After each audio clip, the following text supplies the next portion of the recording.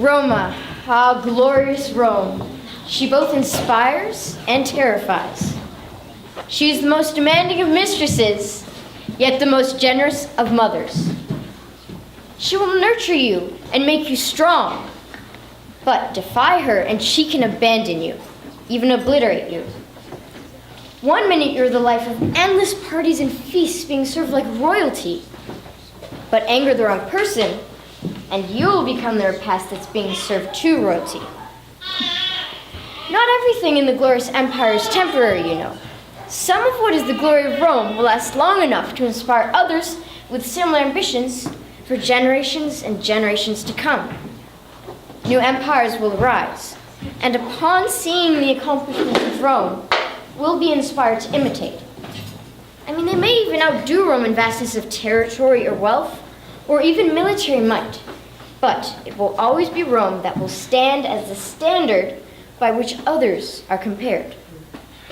This here is one story of many that illustrates the very faces of Rome.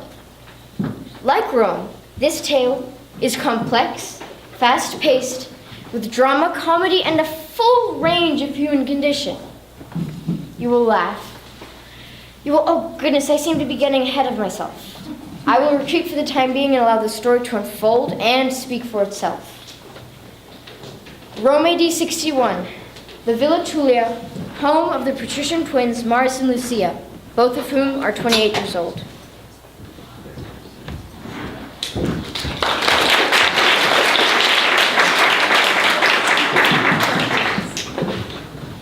Pernicus.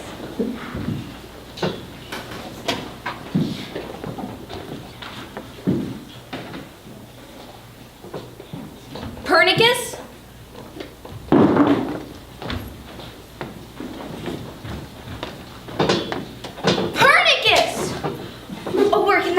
Nothing be.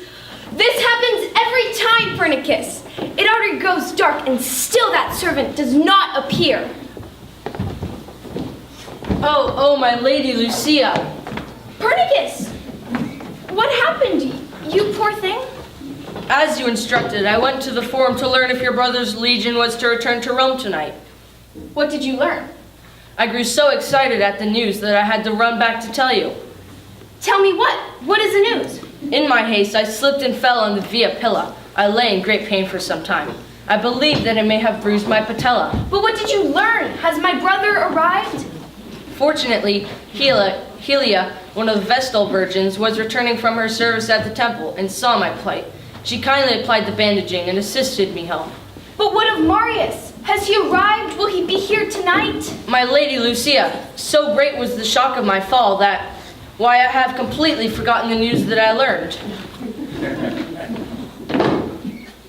If one shock made you forget, then surely a second shock will help you remember. You slothful, foolish, incompetent! Oh, my lady, do not squander your precious face on this unworthy head. Your leg has healed miraculously. Necessity is the brother of intention. Help, soldiers of Rome, come to my aid. That is the flourish of Marius' legion. He has arrived. Beloved sister! Beloved brother! Oh, my eardrum is too sensitive to absorb such loud sounds. Now I have a headache to add to my troubles. I'd best take to my bed.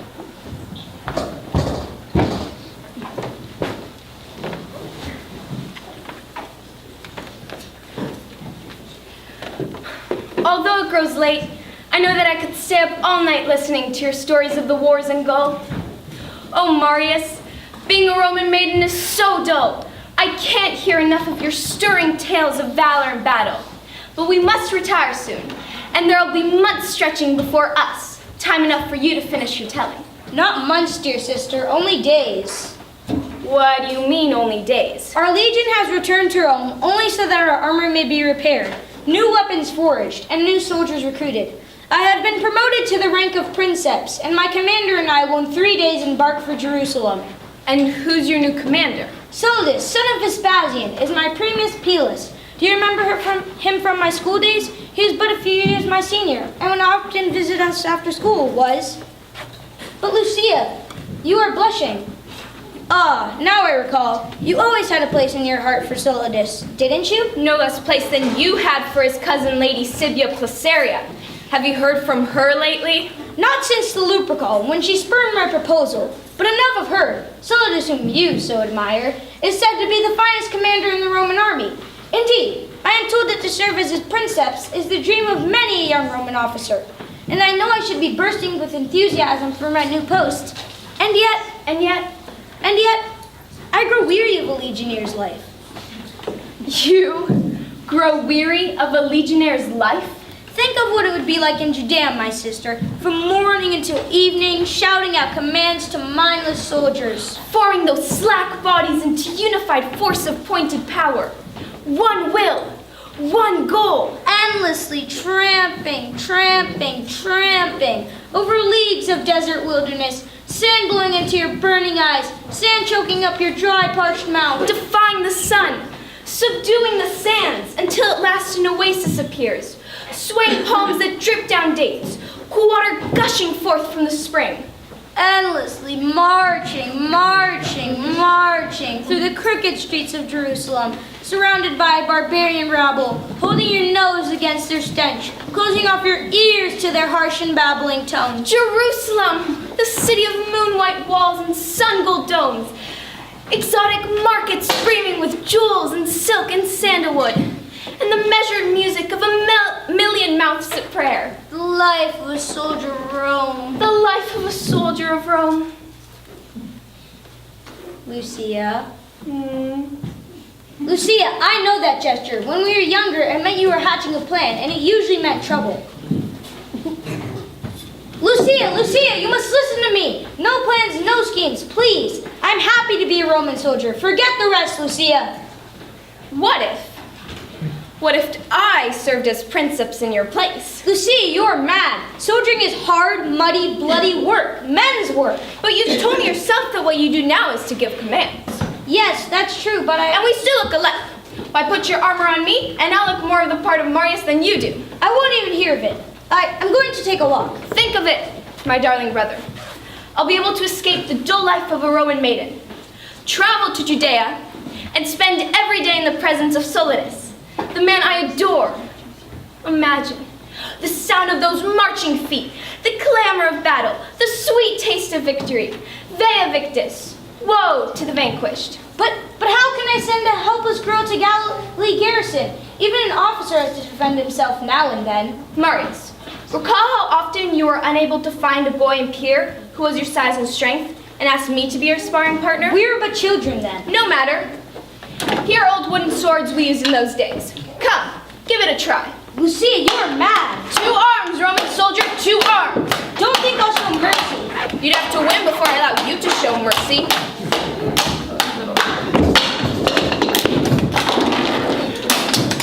Vea victis! Oh, my brother, my dear one, you are hurt. No, it is nothing. Here, let me rub it. Oh, Marius, now you are angry with me. What hurts me most is that you've proved your point. If there's any maiden in Rome who could command the legion, it has to be you. Though I pity poor Solidus, who will have his hands full with such a firebrand as his second in command. Then you will let me go in your place? I suppose that Judea is a quiet enough place. Now and then there's some grumbling over taxes or temples, and a would-be prophet arises out of the rabble to incite a small rebellion, but nothing much comes out of there. No, Judea is a dull and desolate little town, destined to be forgotten by times to come. Within a year, I, that is you, could return to Rome and still be in one piece. I insist on one condition only. You must take Pernicus with you. In case there's any trouble, he's to communicate with me immediately. If he doesn't stab himself with his pen while he writes to you. But what about me? I don't plan to disguise myself as you. And while away 2 years, time in spinning and cooking? I have it. You can spend the time with your beloved Sibia Placeria. That would be a dream come true. But how could it come about? Sibia has just begun building herself a new villa, close to the Forum. With all the other construction the Emperor has underway, however, it is dreadfully difficult for her to find a skilled craftsman. Pernicus knows a foreman there. He can present you as a skilled stonemason, fresh from the provinces. One Petrus, by name. For the next year, you'll be able to look upon your beloved Sibia every day. And perhaps now and then she'll even look at you. You little... Help! Help! Oh, help! A Roman maiden in distress! Ow, ow, ow. Anyway, greet me, my master. After so long absence, ow, ow. Oh, Pernicus, forgive me. Lucia, you and your endless pranks. Pernicus, is it the same leg? No, it is the other one. At least my pain is balanced now. It feels as if the flat surface of a sword inflicted a bruise on the lower... Only because I know Pernicus is there to protect you, do I allow you to go to Judea. Judea? Lucia goes to Judea, and with me, a complication devoutly to be wished. Lucia, why did you insist on teaching Pernicus how to read? I thought he was only looking at the pictures. We must retire now. Tomorrow, Pernicus, we have much to tell you.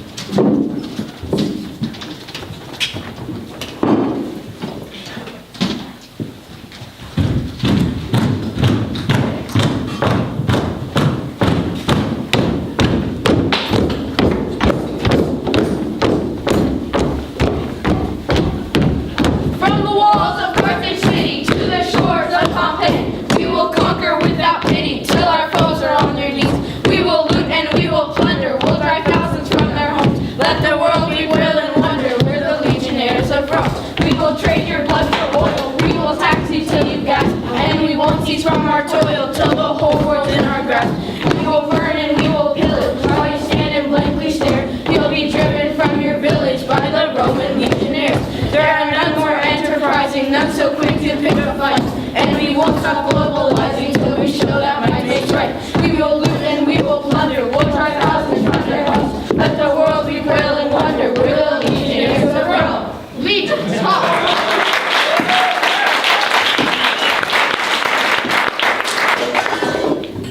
1 year later, a pasture at the foot of the Mount of Olives, not far from Jerusalem. At ease, man. Have you heard the news? About Marius Tullius, you mean? What is it? Solidus is promoting Marius again, giving him equal commands over our legion. I say that is good. Since Marius joined us in Judea, he and Solidus are inseparable. Solidus is a born organizer, but no one is as bold as Marius. You're right. Solidus would have been slain in that skirmish last week, had not Marius thrown himself in between the bandit he was fighting. And Joppe thinks he was only wounded in the hand. And no one treats his men better than Marius. Remember when we were caught unawares in that sandstorm?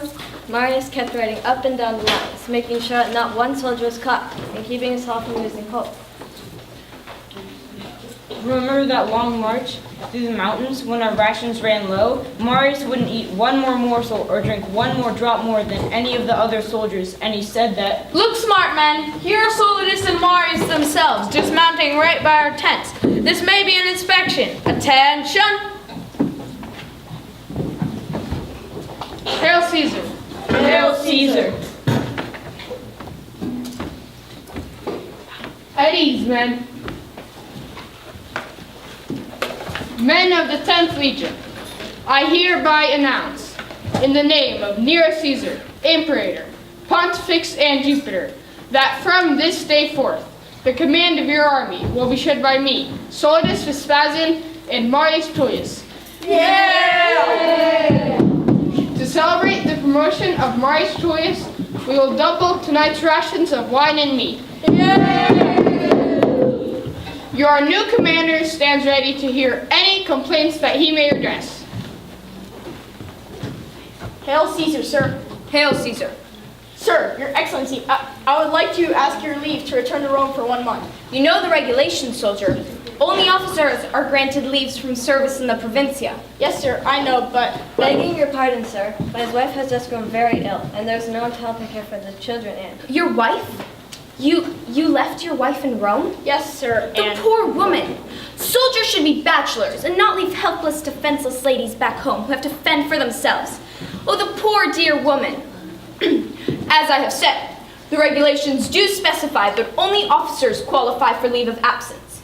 However, as part of the ceremony attendant on my promotion, I'm so moved as to take the exceptional measure of granting your request. I will have a junior officer draft a letter, providing you with an escort to the port of Alexandria, and from thence you will have passage on the first ship bound for Rome. three cheers for Marius Tullius. Hip, hip, hooray! Hip, hip, hooray! Hip, hip, hooray! But is this what you call a campsite of a Roman army? It looks as though it was hit by a sandstorm. Get those tents promptly pitched. On the double, are you Roman soldiers or barbarian waterboys? Let's see a campsite here that the emperor would be proud of. On the double now, on the double! That's called them, my boy. There are times when I simply can't fathom you, Marius. You are either as tough as tempered steel, or soft and yielding as hammered gold. On the field, you seem to have the sinews of a lion, but when surrounded by the sick and wounded, you have the heart of a woman. And now you've even made extra work for me. I had to write an explanation to the Senate concerning your request for a camp physician to look after the wounded. I'm sorry to cause you such trouble, sir. Don't call me sir anymore, my boy. We're co-commanders now and equal in every way. As much as I admire the uniformity of every legion, of every battalion, of every soldier in the Roman army, it's refreshing to come across an officer as unique as you. Truer words were never spoken. And do you know what I sometimes think? If Marius, the skin of the familias, can be so kind and caring, even in the best of battle, what a paragon of a womanhood his sister Lucia must be. She makes me seem hard-hearted by comparison. I know it, my boy, I know it. It's not you I admire after all. But for all I know, since we left Rome, she may have become engaged to another. Impossible. You seem certain of that. We're in constant communication. So there's hope for me? Perhaps. Only perhaps. There always was many suitors. But none who were Roman generals. No, but there always was a senator or two. When we return to Rome, will you speak on my behalf? I need only speak of the Solidus I know, and praise comes dripping from my lips. But Lucia is a fickle girl, and may delight in keeping you in suspense. Marius, I'm ready to wage a campaign for your sister's heart that will put your Caesar's conquest of Gaul to shame. I know little of rhetoric and eloquence, but I'll let her read my heart. Once I've softened up her vanguard of resistance, I'll summon up all the sweetness I can muster and lay siege to her love until she surrenders. Cave sis cum amor tu unquam bellam sum pressum. Never declare war on Cupid. Not unless you have good allies. And Marius, I now look on you as an ally in my battle for Lucia's heart. Good night.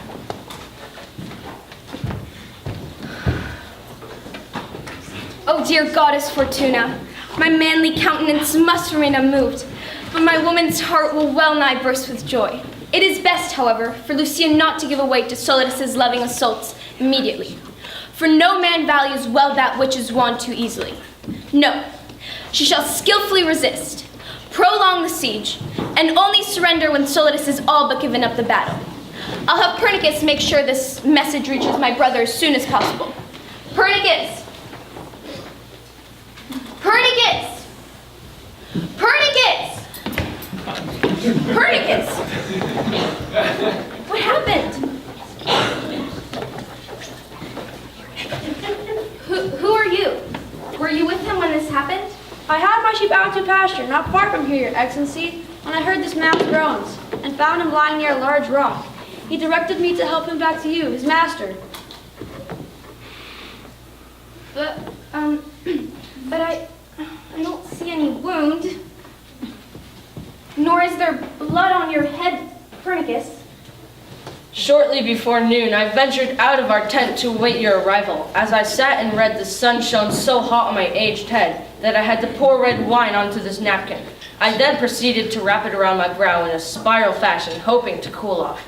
But then I grew weak with thirst, and having no more wine to drink, I fainted. Copernicus, you're impossible. Return to my tent and drink all the water you wish. Thank you, my master. I deeply appreciate that. Please see it that my rescuer here is rewarded. And then see it to that this message is sent to Rome.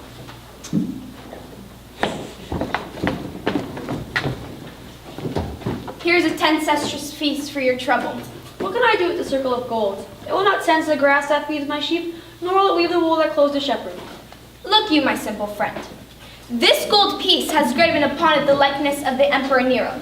It gives you the power to command others to take your sheep to pasture, to spin and weave your wool. And in whose name is this power granted? Roma. Roma.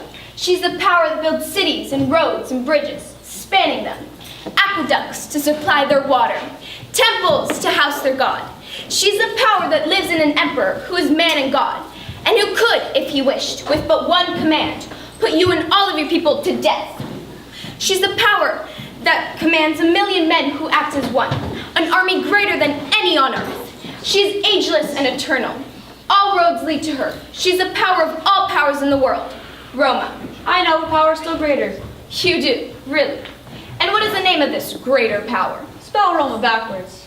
A-M-O-R. Amor. Love. It is a word game that everybody knows. Within Rome is the power to reverse Rome. Love is the greater power. Listen, shepherd. I command 10,000 men who will follow my orders the moment they are uttered. That is what I call power. How many powered men does your power command? I came upon Copernicus while searching for a lamb that had gone astray. Do you see her on yonder hill? Yes, she frolics about. Show me first your Roman might. Command your men to catch my lamb. It shall be done instantly. Officers! Command your men to form ranks. Break ranks and capture the sheep that grazes on the hill. I'll give a sesterce to him who brings it back alive. Come here, lamb. Come here, little lamb. Come on, little lamb. Outsmarted by a lamb? I need a rest. Now I shall try. Here, Clementia. Oh, Clementia.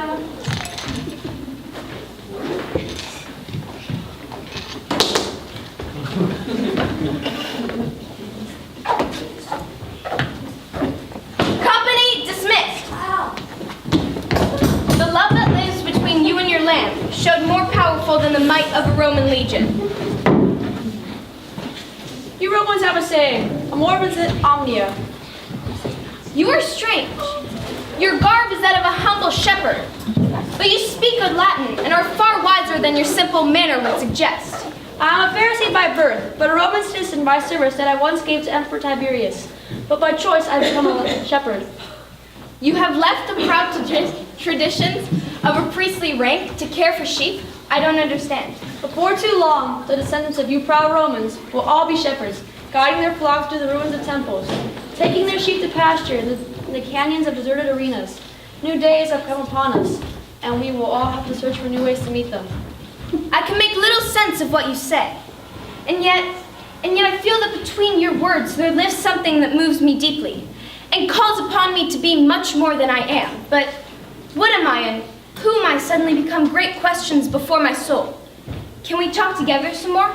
Every evening I would have a small campfire near the summit of the Mount of Olives. Others often join me, who like you, are not content with their life's glittering surface, but seek to plumb its very depths and rise to its majestic heights. Tonight, we'll be performing a sacred dance that once can only be seen in the inner sanctum of a temple. It's not Hava Nagila, is it? No, this isn't a wedding. But come and see for yourself.